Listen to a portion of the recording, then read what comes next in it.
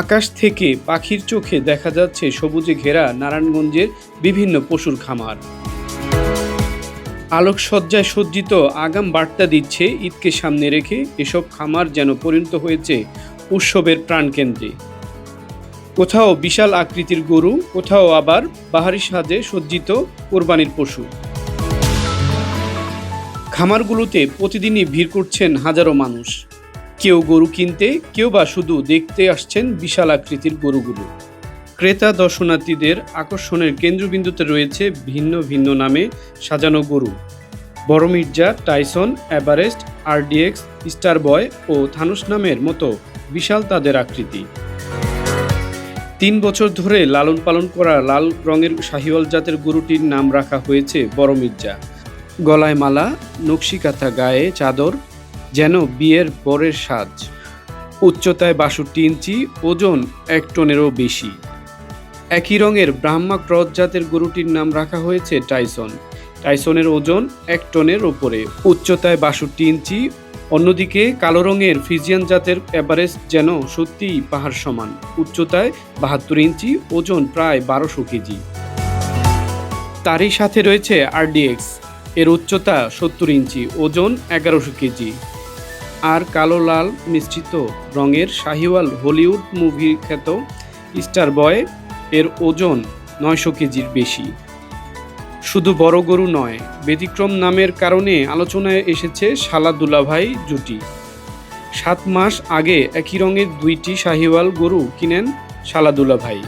গরু দুটির সাথে একে অপরের সাথে সুসম্পর্ক থাকায় আদর করে নাম রাখেন শালা দুলাভাই। ইতিমধ্যে এসব গরু বিক্রি হয়ে গেছে। খামারগুলোতে ক্রেতাদের চেয়ে দর্শনার্থীদের ভিড় যেন বেশি। কেউ গরুর সঙ্গে ছবি তুলছেন, কেউ সেলফিতে বন্দি করছেন স্মৃতি।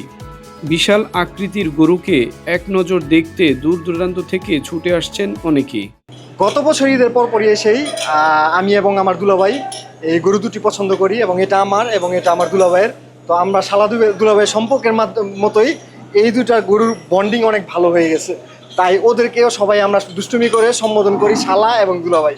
তারাও কিন্তু আমাদের সাথে এক ধরনের গভীর ভালোবাসায় সিক্ত হয়ে থাকে। ওদের কাছে আসলে প্রতিটা গরুর এক একটা নাম রাখার চেষ্টা করি আমরা। সেই নাম দিয়ে যখন ডাকি তখন তারা আসে, যেন মনে হয় যে নিজের সন্তান আমার কোলে চলে এসছে। এইটা যখন আসলে কোরবানির ঈদের সময়টা আসে, তখন যখন ওই ত্যাগটা করি, তখন মানে এই কষ্টটা আসলে বলে বোঝাতে পারবো না। ১২ মাস আনন্দ করি, কিন্তু কোরবানি ঈদের দিন ত্যাগটা, সেটা খুব কষ্টের ব্যাপার। আমার হাতে যে গরুটা হচ্ছে আমার কোরবানির ২০২৬-এর গরু, এর নাম হচ্ছে টাইসন। এই গরুটার জন্ম হচ্ছে ২০২২-এ, আর ওকে আমি কোরবানির জন্য বুকিং করেছি ২০২৩-এ। এর হাইট বর্তমানে আছে ৬২ ইঞ্চি, আর ওজন হচ্ছে ১ টন প্লাস। হাটের গরুতে তো আমরা গ্যারান্টি পাবো না, ফার্মের থেকে নিলে আমরা দেখে শুনে ভালো দিতে পারি। আর প্রতিবারই যখন আসি মিট কোয়ালিটি সেমই থাকে। খামারিরা বলছেন, প্রাকৃতিক উপায়ে কাঁচা ঘাস, খড়, ভুসি ও দানাদার খাবার খাইয়ে গরুগুলো মোটাতাজা করা হয়েছে। তবে জ্বালানি তেলের দাম বৃদ্ধি হয়ে বেড়েছে গোখাদ্যের দাম ও পরিবহন ব্যয় বেড়ে যাওয়ায় বাড়তি চাপ সামলাতে হচ্ছে তাদের। তারপরেও ক্রেতাদের সাধ্যের মধ্যে ভালো মানের গরু দিতে চেষ্টা করছেন তারা। এবার আমাদের খামারে আলহামদুলিল্লাহ অনেক গরুই আছে। এর মধ্যে ইউনিক এবং আইকনিক গরুর মধ্যে আমাদের আরডিএক্স আছে, আপনারা পেছনে দেখতে পাচ্ছেন। এই আরডিএক্সকে আমরা ছোট থেকে বড় করেছি। সে অনেক ছোট ছিল, বর্তমানে তার ওজন আছে প্রায় ১১০০ কেজি। যেমন ধরেন আরেকটি আছে তার পেছনে দেখতে পাচ্ছেন আপনারা, ওটার নাম হচ্ছে এভারেস্ট, এবং এভারেস্ট মূলত ১২০০ কেজি ওজন আছে বডি ওয়েট, এবং ওইটাও আলহামদুলিল্লাহ অলরেডি সোল্ড আউট হয়ে গেছে। তো বাংলাদেশের মধ্যে এরকম বড় শাহিওয়াল ব্রিড বা যেটা লালটা দেখতে পাচ্ছেন বড় মির্জা, ওটা অলরেডি ১ টন আছে। তো এই ধরনের গরু তৈরি করতে হলে অনেক পরিশ্রমের প্রয়োজন হয়। এবং স্টার বয়টা আসলে লুক লাইক এ স্টার, আপনারা সামনে না দেখলে বুঝতে পারবেন না। এটা আসলে স্টার বয় আমরা নামটা অনেক আদর করে রেখেছি, কারণ ও আসলে দেখতে হয় সুপারস্টারদের মতো। আর এইবার মাঝখানে যে তেলের যেই ক্রাইসিস হইল, তখন এই ক্রাইসিসের কারণে পরিবহন খরচ বৃদ্ধি পাওয়ার কারণে আমাদের সব কিছুতেই খরচ মোটামুটি বেড়ে গেছে। এখন আমরা যে খড় নিয়ে আসতাম, খড়ের খরচ বাড়ায়, ঘাসের খরচ বাড়ছে, ভুসির দামও অনেক মোটামুটি আগের তুলনায় অনেক বেড়ে গেছে।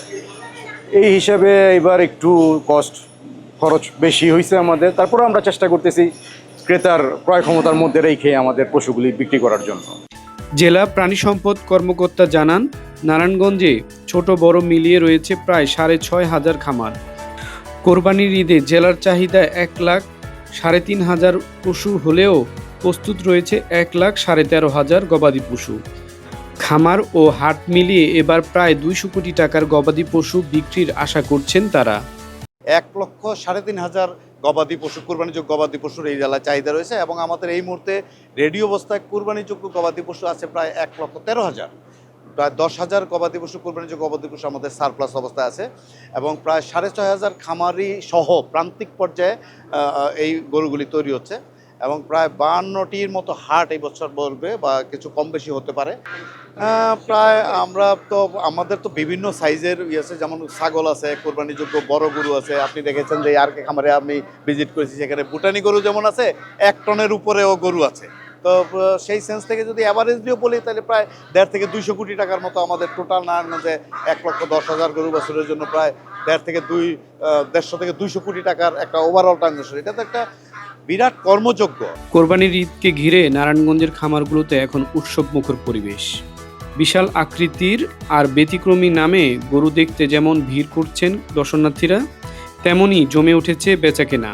খামারিদের আশা শেষ মুহূর্তে আরও বাড়বে বেচাকেনা। Tarek Swapan, NTV online, Narayanganj.